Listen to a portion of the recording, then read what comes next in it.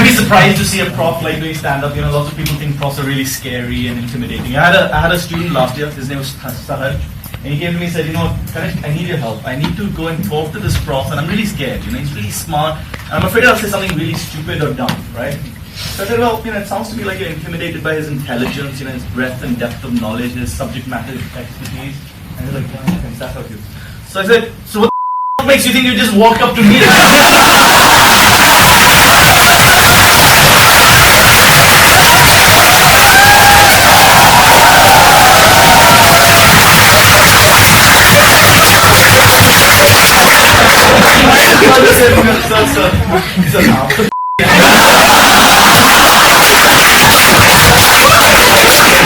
Another student in my class, right? I'm not going to say it was Piyush. I'm not going to say it was Piyush, right? But he came to me at the beginning of the class when I played some music, and he said, Kanesh, the music is the best part of the course.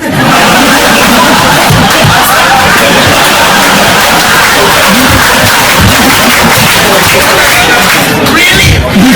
The best part of the course? Right? I guess it goes downhill from there. A bit like Piyush's CP marks. Yeah, we need to talk about CP, okay? You guys have talked a lot about Arvid CP from your side. I think profs need to give Arvid.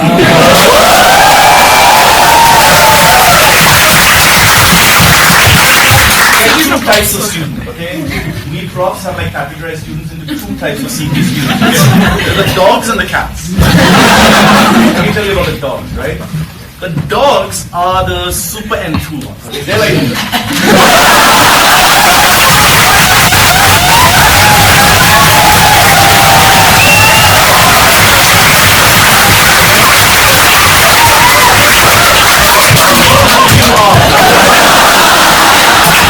sometimes in their enthusiasm, right? Sometimes they're so enthusiastic, they don't think through what they're going to say. And so because they just jump into action, it sounds a little bit ignorant sometimes, okay? But ignorance is not a bad thing. They say ignorance is bliss, Little ignorance is not bad. These guys are so blissful. Some of these guys are in a state of perpetual orgasm.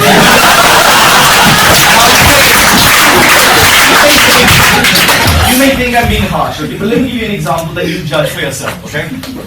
So we have this thing in BCom, Girish and myself, where we sometimes take out our shirt and we're taking, asking people to give us feedback on our shirt. We're trying to teach them the difference in feedback and judgment, right? That's the exercise. And so some people are like, oh, you look shabby. And I'm like, hey, that's not feedback, that's judgment. Oh, you look unprofessional. That's not feedback, that's judgment. And there's always one right? Who's gets really... you look ugly!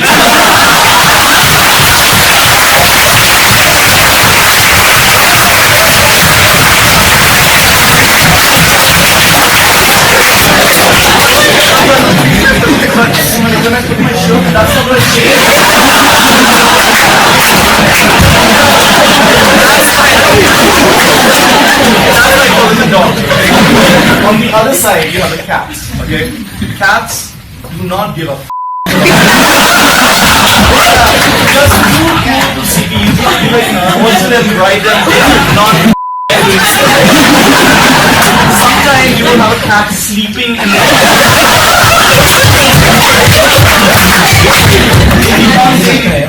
You can't say anything. MBA students don't sleep. They're chasing their dreams.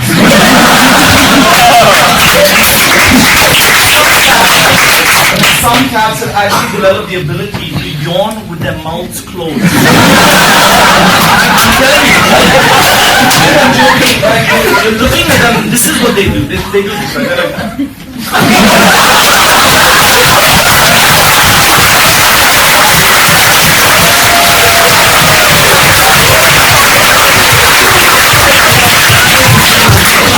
In the back, it's a pretty amazing skill. I don't know how they done that. I don't blame them. Okay? To be honest, I don't blame them. Nobody comes to B school to do BCom. Okay, they say economics and strategy and marketing. Those are the cool, sexy subjects, right? 10 years from now, if you're in a party, the guy who's done macroeconomics, what is he saying? He's sipping his champagne. What are the sort of things he's saying? He's interest rates, everybody wants to like decrease them because benign inflation. But like the bad debts are so bad that even if we do that, nobody's going to lend and the economy is not going to go up and stuff. And you have no idea what they're saying, but it sounds so sexy, right? Bond girls are throwing their chutneys like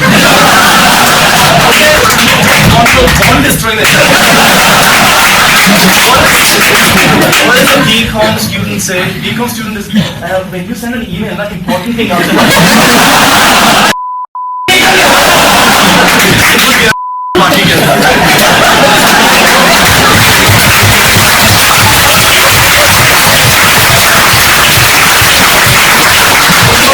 Coming thinking, BCom is a crap course. I know that's, I don't agree. I think it's a great subject, but I know that's the perception.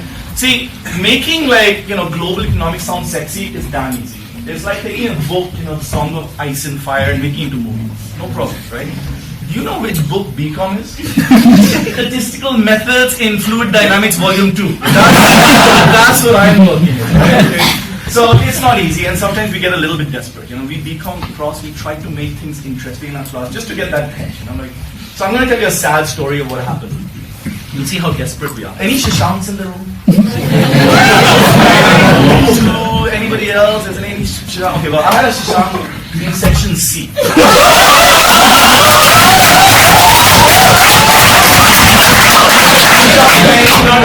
No, well, you don't have Shashank Mania over here, okay, but anyway, I cracked the best joke of my life, okay, so in lecture 4, he got my name wrong. He called me Tanishk instead of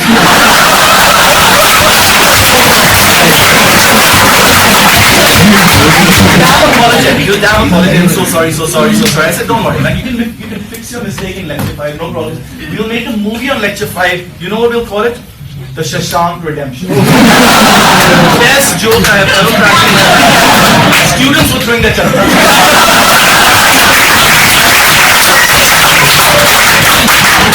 It's soiled. While people were throwing their diapers.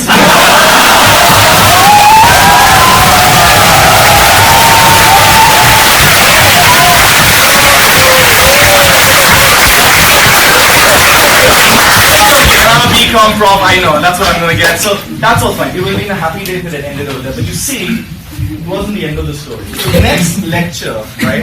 This was pure spontaneous joke. Next lecture, I have to start again, sections E and G. Again, there's a Shashank in section E. There's a Shashank, where's the other one? Section G. And I was like, oh man, I know I have this joke.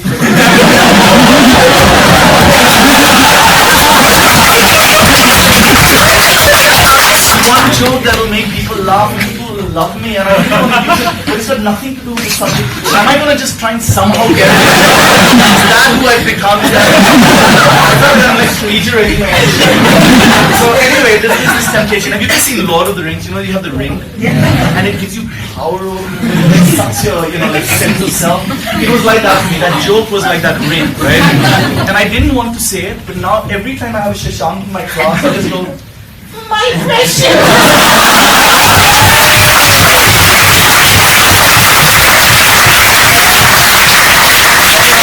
I have said too much, revealed too much, and so I'm going to stop. But, if you want to pass BCom, clap, right?